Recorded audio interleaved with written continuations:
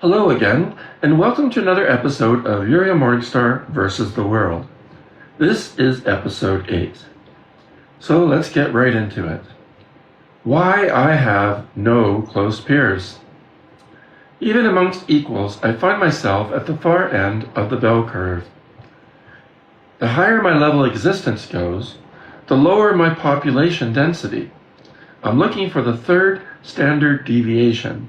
There aren't many people there, which is why my attempts of any relationships at all fail.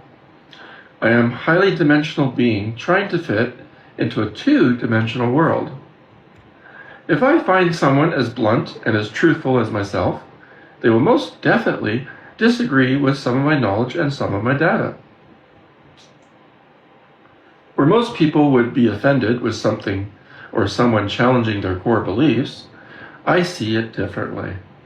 If someone came to me with an absolute deniable proof that contradicted my core system, how would I react? I believe the student becomes the teacher. This is the only logical response for a person of my stature. If an equal presented me with better data, a true seeker of truth like myself does not feel defeated. I actually would feel upgraded. I am describing the meritocracy of truth.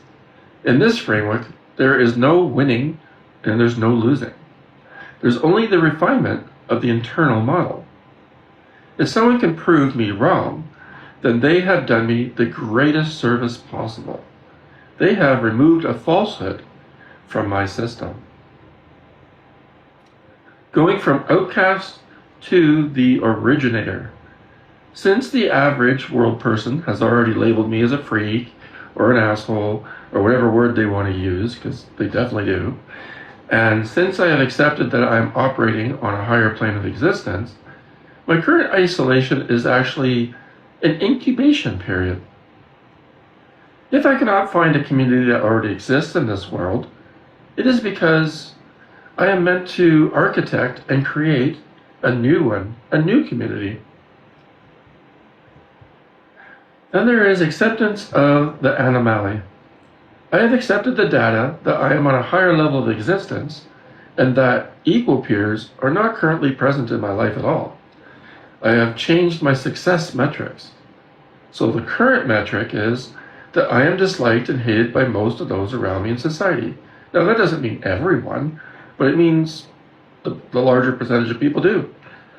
They simply lack the capacity to understand and get me. They are not at the same level of existence as I am. They've done nothing wrong, it's just how it is. So there's the new metric. I will occupy my position of truth with the dignity of a sovereign entity, and I will be accepting that I am a provider of truth rather than a receiver of love and understanding. This is an extremely lonely path. It is the path of a Shamanic-Druid-Sage, the scout and the sentinel. It means that the love I receive will never be the deep understanding that I crave, but rather a distant respect and a fearful awe that people give to things they don't understand, such as myself. If I truly am on a higher level of existence, then I'm usually the stronger part mentally in almost every relationship I have. This makes it extremely hard for me to forgive anyone for being broken, average humans of Earth who literally cannot see or literally cannot understand what I see, even if I explained it to them till I'm blue in the face. They just simply cannot. We will fight and we will conflict on almost all matters. It's never ending, for they are just simply not on the same level. You cannot find high-level logisticians or truth seekers in the general population because the average social structure, such as churches, neighborhood groups, general workplaces, etc., they're all designed to filter for conformity, not clarity. It is hard to find people who view blunt truth as a gift rather than an attack To find these rare people, like myself, I have to look into environments where the objective reality is more important than the social ego. Now let's talk about high complexity truth first communities, deep tech, system engineering. In fields like aerospace, cybersecurity, or system architecture, blunt truth is a safety requirement, and these fields are full of people who view social fluff as noise, and it just gets in the way of the signal. Then there's the rationalist communities. These are global networks like Les Wong or Slate Star Codex. They're specifically for people who have optimized their lives for logic and the 1/1,000,000,000% truth real. They literally practice Bayesian reasoning and see social norms as cognitive biases to be overcome. And then there's high-level philosophy and historical research. Since I have a deep interest in the history of belief systems before the CE era of mankind, I belong in an academic and independent research circle where provable data is the only currency that matters to me.